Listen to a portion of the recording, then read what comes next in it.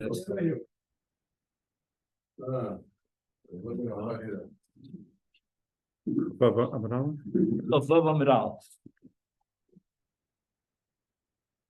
within the time constraints, some of the Gemara will read inside, and some of it I'll just give you a little bit of an overview and emphasize the Rashi Plug. So we're talking in the Mishnah about a Shofar Shel Parah, Chaf Vav, and there's a machlokus in the Mishnah between the Chacham and Rabbi Yossi about the status of a Shofar Shel Parah. And the Chachamim disqualify a Shofar Shel Parah. All shofars from any other animal are kosher, except the shofar of a parah is invalid. And Ula in the Gemara here, as we'll soon see, is going to offer an explanation for the Rabbanan. Rabbi Yossi says that even a shofar Shel Parah is kosher. And again, this is not for us tonight, but the Mishnah offers its own explanation as to why the Chachamim and Rabbi Yossi are at loggerheads about the status of a shofar Shel Parah. And it has to do with whether a shofar is called Karen or not. But for some odd reason, which again is not for us tonight, there's a lot to talk about here, Ula understands that we have to find a different reason. And what the Mishnah says is like a Tosefes, but the real reason, says Ula, I'm going to reveal to you. And Ula reveals the question of a shofar Shel Parah based on another question, and that is Big Day Zav. The Kohen Gadol, the whole year round, and on Yom Kippur, wears Big Day Zav, and that really identifies him in contrast with other Kohanim, the Kohen Hedgel, who don't wear Big Day Zav. So, for example, on Yom Kippur, the Kohen Gadol will wear Big Day Zav for what's called the Avodas HaMusafim and the Avodas Ha'olos. Many korbanos are brought by the Kohen Gadol on Yom Kippur while he's wearing the Big Day Zav. But the exception is when he goes lifnai v'lifnim into the Kodesh Kadosh. At that point, he takes off his Big Day Zav and he wears his Big Day Lavan, which are made of linen and have no Zav in it. So the question was raised by Rav Chizda, one generation before Ula, why is it that when the Kohen Gadol goes lifnai v'lifnim for the special avodas of Yom Kippurim, which include, for example, Aktoras, and they include what's called Hazos, Dam, Hapar. You know, the Kohen Gadol on Yom Kippurim had his own special par, and he shechted the par outside the Kodesh Kadoshim, but when he received the Dam, he took the Dam into the Kodesh Kadoshim, and he did Hazos, one Lamala and then Sheva Lamata. You may remember from the period in the Musaf of Yom Kippurim, Achas v'Achas, etc., etc. Now, the Torah tells us that when the Kohen Gadol goes lifnai v'lifnim in the Kodesh Kadoshim, as I said before, he takes off his Big Day Zav and he wears Big Day Lavan. This bothered the mind of Rav Chizda. And Rav Chizda asked the question, Mitnei Ma. Now, normally, Mitnei Ma means to be Doresh Taima Dekro. And we have a general rule, although, again, there are many exceptions to this rule, that Ein Dorshim Taima Dekro. We don't look for meaning and explanations for what we call Xeris HaKos. The Torah says that the Kohen Gadol has to take off his Big Day Zav when he goes l'fnai v'lefnim, and mum's the word. Don't ask any questions. But here, Rav Chizda feels compelled to ask questions. And the Rishonim here work very hard to try to understand the question and the premise of the question of Rav Chizda. We're going to simplify it for right now, and we're going to say the following. If the Kohen Gadol is doing the avoda on Yom Kippurim, the Big Day Zav, before he goes l'fnai v'lefnim, as he does the whole year round, then it seems odd that if the Big Day Zav identify the Kohen Gadol as a special Kohen, that he's muvchar min shara kohanim. When he gets to the Kodesh Kadosh, on the contrary, that's when he should be wearing his special begadim, his unique clothing that are made of Zav. In any event, Rav Chizda comes up with the following explanation. Ein kategar nasa sanegar, which means that the Zav is called a kategar. Why? Because of all the sins of Klal Yisrael throughout Jewish history, there's one sin that's the sin of all sins, Behei HaYediyah. Which sin is that? The Egel HaZav. And since the Egel HaZav was made of Zahav, therefore, to wear Zahav in the Kodesh Kadoshim on Yom Kippurim, it means that the Zav is now playing a double role, which are mutually exclusive. It's both a kategar and a sanegar. Let's understand. What does it mean when we say that the Zav inside the Kodesh Kedoshim is a Sanegar? Well, the fact that the Kohen Gadol is special, that's what brings him in to do this. But you're using a mashal of a Sanegar. A Sanegar is a defense attorney. Yeah. Why is the Kohen Gadol, when he wears his big day Zav, playing the role of a defense attorney? For what purpose? What's the ultimate goal? Kapara. What's the opposite of kapara? The opposite of kapara is chet.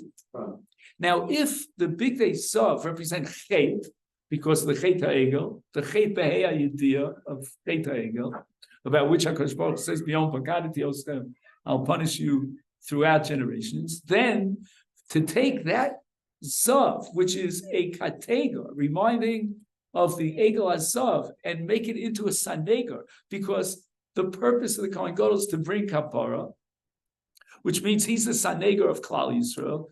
How could there be, at the same time, the Kohen Gadol wearing Zav as a kategar, and at the same time play the role of what? Of a Sanegar. So these are two mutually exclusive roles. He can't play both the role as a Sanegar to bring kapara through his avoda, and at the same time play the role of being a Sanegar. He's a kategar when he wears the big day Zav, and now he wants to be a Sanegar lifnai v'lifnim. Ain kategar, nas a Sanegar. And somehow Ula is going to apply this not only to Zav as a kategar, but what else is a kategar? A Parah.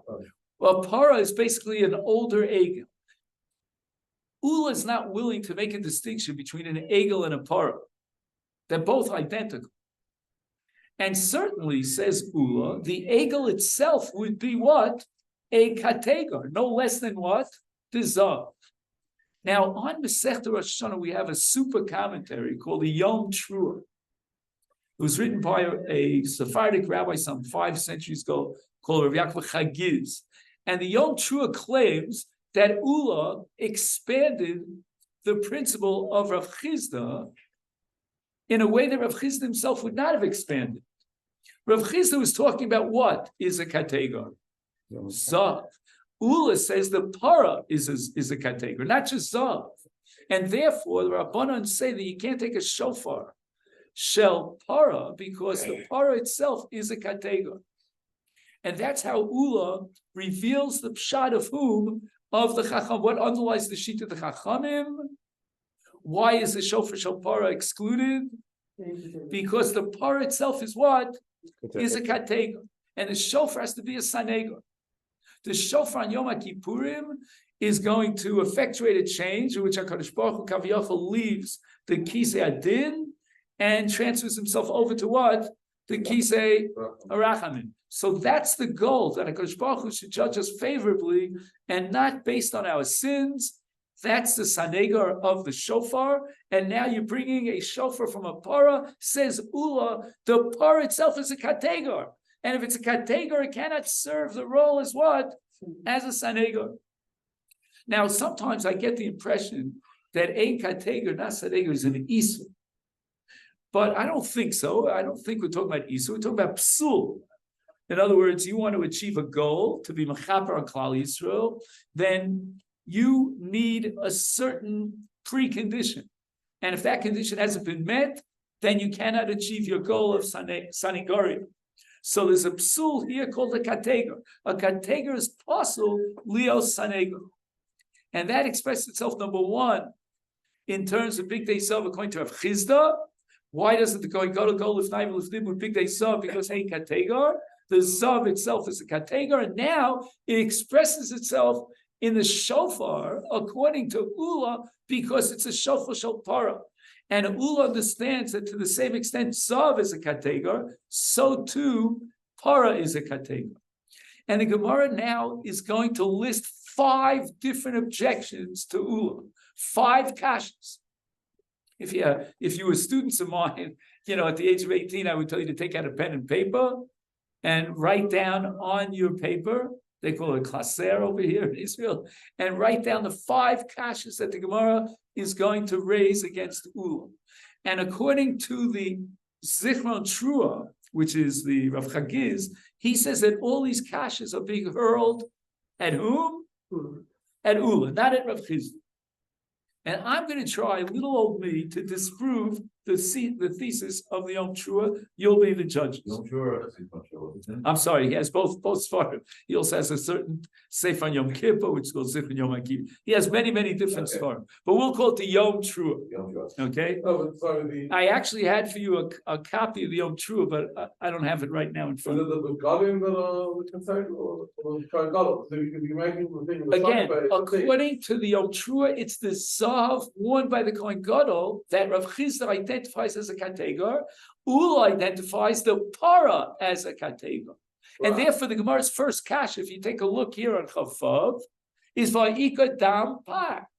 The Kohen Gadol goes inside with the dam of a par. Says the Zichron Trua, or the Yom Trua, okay, Yom Trua. He says that's a kash on whom? On Ula, not on Rav Chizda. Rav Chizda only identified Zahav as a kategor. The Gemara is asking about Parah. That's a kasha leveled against who? Against Ula. Because Ula expanded the application of kategor, the definition of a kategor, to include even a Parah. So the Gemara asks for Ikar Dam Par. The Kohen Gadol shechted the Par. Now he's makabel the dam. He takes the dam inside to do the azan of Paroches, and he's doing it with the dam of a Par. And you, Ula, that's how the Yom Trua explains the Gemara. You said that even a par is considered a kategor. So how can he achieve his kapara? Through the hasas dama par, lifnai v'lifnim, with something that's a kategor, because you, Ula, defined a para as a kategor. Where did Ula define a para as a kategor, Abosai? In Shofar. So far, so good? Yeah. That's the Yom Trua. The next kasha of the Gemara is going to be from Zav, which has to be a kasha leveled at whom? And Rav Chizda. So it's very strange. The Yom Trua doesn't play the game fairly. If you ask me. He says the Gemara is going to barrage kashas against Ula because Ula expanded the application of kategor, the definition of kategor, to include para. But the Gemara is going to level kasha after kasha on Zav, as we'll soon see. But first, let's deal with the kasha number one. Why is dam par? Not considered a kategor. So the Gemara answers, Hol ve'ishtene. And Rashi explains that the tsuras hapara is completely irrecognizable. Why? Because what are we left with now? Dam. What is that dam? So you and I will take out an electroscanning microscope and we'll prove that the dam in its cellular structure is that hapara. But as far as the naked eye is concerned, does anybody know which animal this dam came from? What's the answer? It's one person who knows. Who's that? The Kohen Gadol himself. He's the only one who could identify that dam as dam Parah. So if I hyphenate dam Parah, which according to Ula should be a kategor, then I do so from the perspective of the Kohen Gadol. So the Gemara Havamina thinks that dam par is dam par. It's one entity. It's not dam. Dam could be identified as dam of many, many different animals. For an ayal or yael or whatever it is. You don't know whether that dam is dam par. But who does know? The Gemara thinks that the Kohen Gadol knows that to identify it as dam par. Therefore, it becomes dam par as a hyphenated term, and therefore it's a kategor. How could he then play the role of, how could that dam play the role of what? Of a sanegor. To bring out the kapara of Klal Yisrael through the Azaz dam par, it can't, because ain't kategor, not sanegor. And the Yom Trua identifies this kasha as a kasha against Ula. My answer is no. I don't care if the Kohen Gadol understands and identifies the dam as dam par. Nobody else on the face of the earth can see. It's not nikar, says Rashi, that it's a dam par. And therefore, what is the halacha, the precondition of a kategor? When is something identified and defined as a kategor? Only if it's what? If it's nikar. The Gemara doesn't reject par. The Gemara would agree that par is a kategor, it's possible to be a sanegor, but in our definition of a of a kateger, it's got to be a kateger that's nikar, that its connection to the zav, to the egel azav has to be clear and obvious to the people. So far, so good. And now we get to the Gemara's next kash. The Gemara says, "Va'ika." Where am I? Va'ika aron kapores ukruv. They're all gold. And they're all made of gold. Now, this is a kasha leveled against who? Against Rav Chizda. Because ein kateger nasa sanegar in Zav is exactly Rav Chizda's point with regard to big days of the Kohen Gadol and Yom Kippurim. So where it says, how can you take these three basic fundamental kelim, the klishares, and it's lifnai v'lifnim in the Kodesh Kadosh when they're made of Zav? What about ein kateger nasa sanegar? Why is he more assuming that they serve as a sanegar? Oh, what's the havamina? That our own kruv and kaporas are sanegar. What do they have to do with kapara? I don't understand. We said that sanegar means kapara. This is not a sanegar.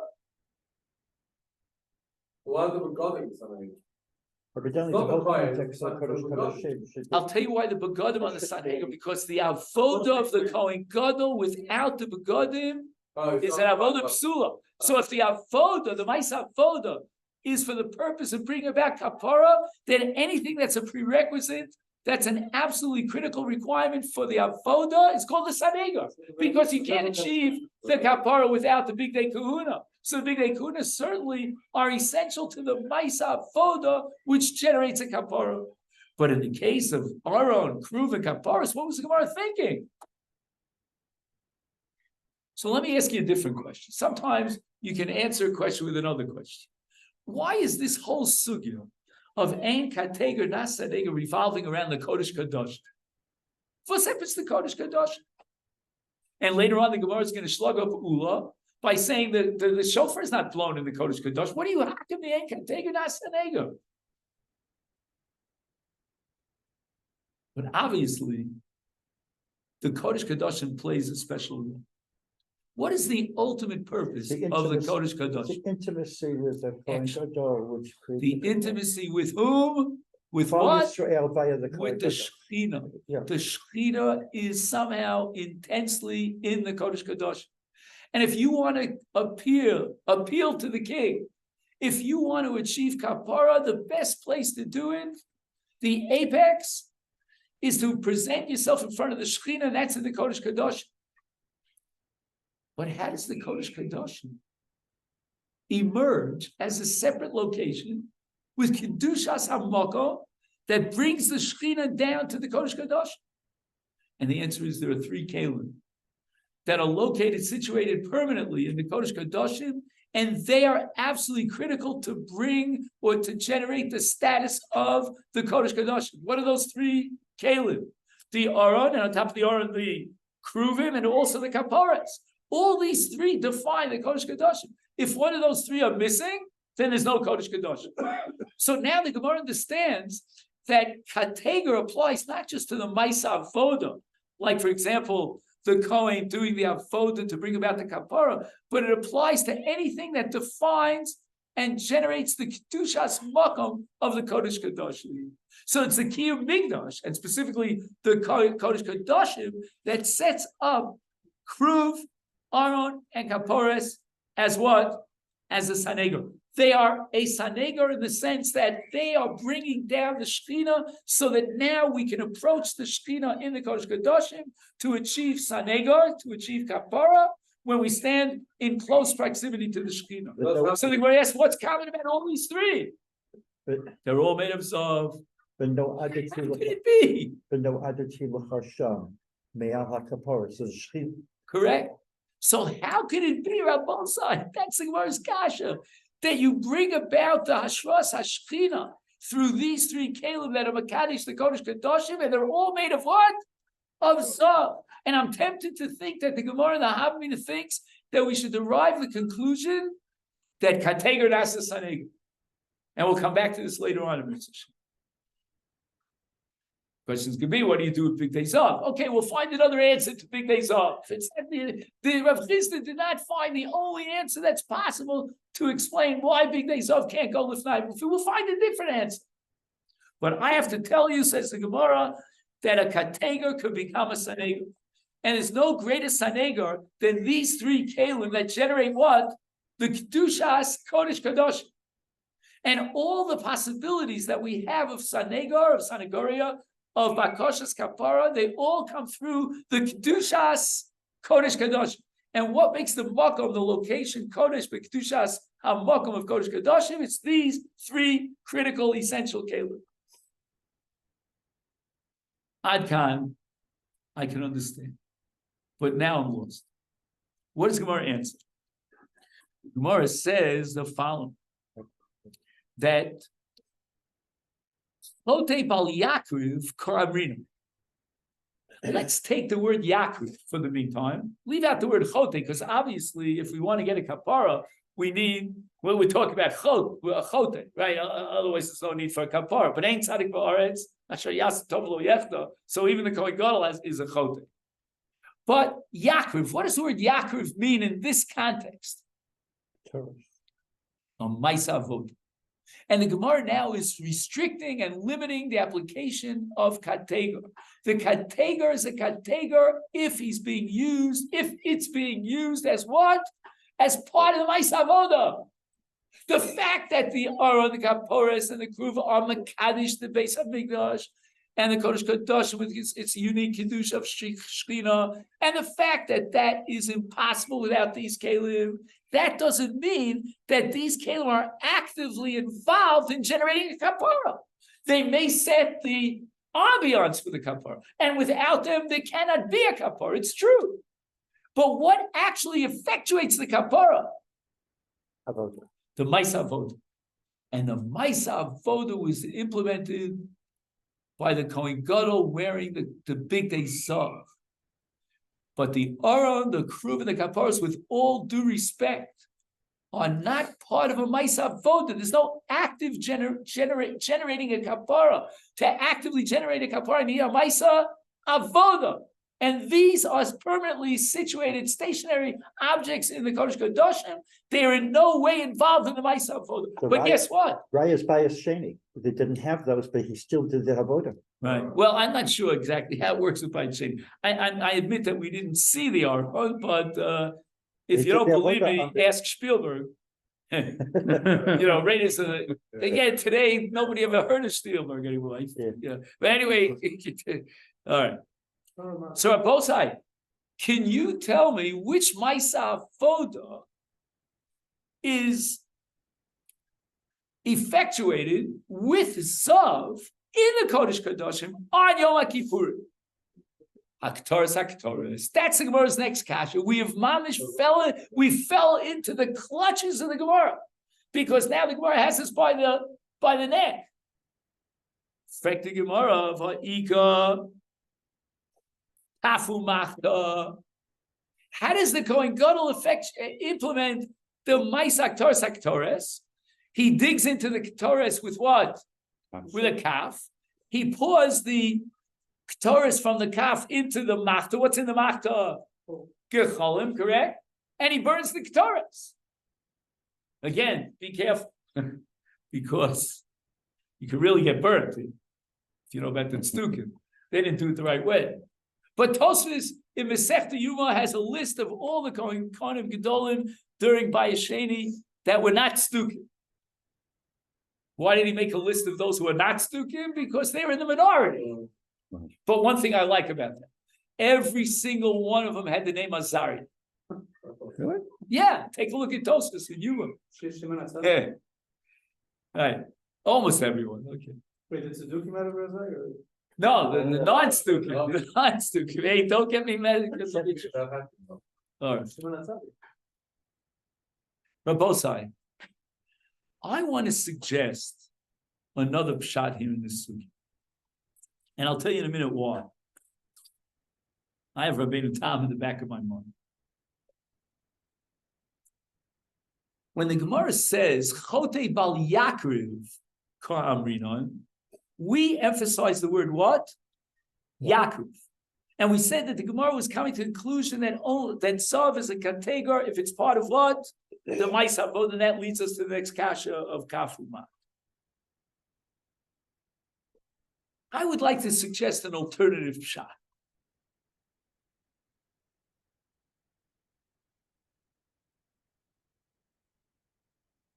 The Gemara is going to admit that Ein Kateger Nasa Saneger could apply even outside of a Maisa Avoda. I can have something that's not a Maisa Avoda per se, but it still comes under the category of a Kateger. But it's got to be something that essentially is a Machaper. In other words, when you classify Kateger that passes a Saneger, there are two ways of defining Saneger. One is Bal Yakriv, which means Hakrava, which means the Maisa Voda. And the other way is to say it, Chote, meaning that the purpose is Kapara, and the antithesis of Kapara is a Chote. So Chet and Kapara don't go together. If Luyit Suyr, I can come up with something that's not part of a Maisa Voda, but in itself essentially is a Sanegar. In and of itself, its essence and its goal is to bring about a Kapara. Would that come under Ein Kateger Na Sanegar? Again, I'm offering a Chakir. Yesh Lach. What is a Sanegar? One shot is Bal Yakriv. What do we need for a Sanegar? A Maisa Krov. And therefore, Kruv, Kaparis, etc. That's not a Maisa Kruv. The other pshat is, Dilma, I don't need a Maisa Avoda. I need a Machaper. Whatever I can define as a Machaper, its essence, its goal, its purpose is to be Machaper, then it's a Sanegar, even if it's not part of a Maisa. And this leads me to Rabbeinu Tam. Now, in this wonderful essay in the Encyclopedia Talmudit Chelik Alf, which is called Ein Kateger Nas Sanegar, he quotes Rabbeinu Tam. Brilliant. Who would have known about this Rabbeinu Tam that's tucked away in a sugya in Baba Basra in a one-line Gemara on Daf Yudal? And the Gemara tells us that inside the Aron there was a Sefer Torah, and the Sefer Torah stood vertically inside the Aron. What kept up the Sefer Torah? The Gemara says two amudim. And according to Rabbeinu Tam, the word amudim has a deeper meaning. It doesn't only mean two poles. Is that a good translation of the word amudim? What? Pillars? Two pillars. It means ha'amad. What does ha'amad mean? Maimid. What do you say? Maimid. This is what supports it. It's support. Excellent word. Yechiel says support. We need support. Who needs support? Klal Yisrael needs support. And these two amudim will support the Sefer Torah. I'll read to you the language of Rabbeinu Tam. By the way, I have another copy here of the encyclopedia if you want to, if you'll enjoy the benefit of it. Take a look at paragraph number 3. From the beginning. If you start from the beginning, there's one paragraph that says Ein Kohen Gadol. You have that? Mm-hmm. You have a second paragraph that says Haklal. Yeah? Ein Kohen Gadol. Right? And the second paragraph says Haklal. And there's the third paragraph, Shnei Amudim. No? Shnei Amudim, okay. Shnei Amudim. Shnei Amudim, Amudei Sefer Torah, Shahayu B'tocha Aron. So where were they? In the Kodesh Kadashim, Hayishal Kesed, a pasuk in Shir Hashir. Shlomo Melech teaches us that these two abudim inside the Aron were made of silver. What should bother your mind? Why not gold? So you'll tell me, but we don't use gold in the Kodesh Kadashim. It's Kateger. No. The Aron itself is made with gold. Different layers, but V'lo asam shel zav. So the Gemara says why? The reason why Zav was excluded for use in the Amudei Sefer Torah in the Aron was because of Kateger. Wait a second. We just finished saying that Kateger is a Maisa Avoda. Then the Gemara is going to ask about Kaf Umacht. Says Rabbeinu Tam, Ein Kateger Nasa Saneger, Ve'hamudim Heim Dover HaMachaper. I want to read that again. Ha'amudim heim dover ha'machaper. Shem Simon lahamodas Yisrael. Interesting. He's like darshaning the word amudim. Amudim is hamada. That's what the Gemara says about Bas. Rebbeinu Tam expands it. Rebbeinu Tam says, why were the amudim made of kesef and atzav? Because they keep Klal Yisrael up. And they are a davar machap. What are you talking about? What do you mean a davar machap? The Gemara says, Bal Yakrid. There's no akrova here. Do me a favor. You're going to take the two abudim and do an avoda with it? Where's the mais akrova? But the answer is, says Rabbi Tam, lav dafka mais abudim. A davar machaper, if it's essentially for the purpose of kapara, it becomes a sanegar. And if it's a sanegar, it cannot be what? It cannot be a kategar. It cannot be made of stone. So that's Rabbi Tam. But what is the Gemara going to do with kafu machta? Let's take a look. The Gemara says about kafu machta, chote bal yisnoeh k'amamrid. What's the shoresh of the word yisnoeh? Yisnoeh is already a conjugated verb, but what's the shoresh of the word? What's the noun? Noah. What's noah? How do you translate noah? Adornment, maybe beauty. What? Rashi says Liskashet, a kishut. I don't know. In English, I think the best word for kishut might be an adornment, or what else? Help me out, you guys. Tiferes. Yeah, no, I was just looking for an English word. Adornment. If I was at a computer and I was doing a Word document, I look up at thesaurus. I used to own a thesaurus once upon a time. If I found it today, maybe I could sell it on eBay. It's probably about 1,000 years old. Anyway, so what is this adornment? Who cares about adornment? But in the case of Big Day Zav, the Gemara says that's called Bal Yisnoeh. So when do we apply the principle of kategar nasa sanegar? When is it considered a sanegar and therefore cannot be a kategar? When it's Yisnoeh. I don't get it. I don't chap it. Again, I'm going to ask the same question later on when we get to Shofar according to Ula. I don't understand how the Shofar is Yisnoeh. But okay, Tosas, if you take a look at Tosas, Diba Vaskel Chote, he says, V'gabi Shofar, Bisnoeh, Nami B'kol Tkiyos. You're like, what? This whole Gemara is like gibberish. My Rebbe didn't teach this sugya. That's what drives me crazy. It's such a profound sugya.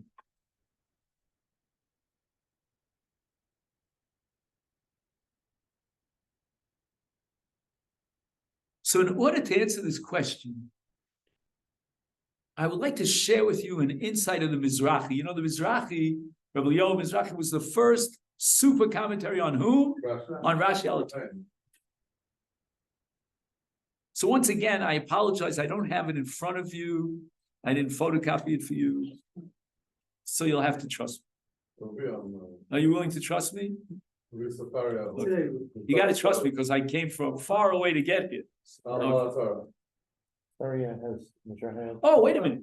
You can get it up. It's the last Mizrahi in Chukas Perek Yutes in Sefer Bamidbar. Like if you punch in Chaf, then move back one paragraph. Okay, Rabbi San? I'm going to shut this off because it's not working anyways. All right.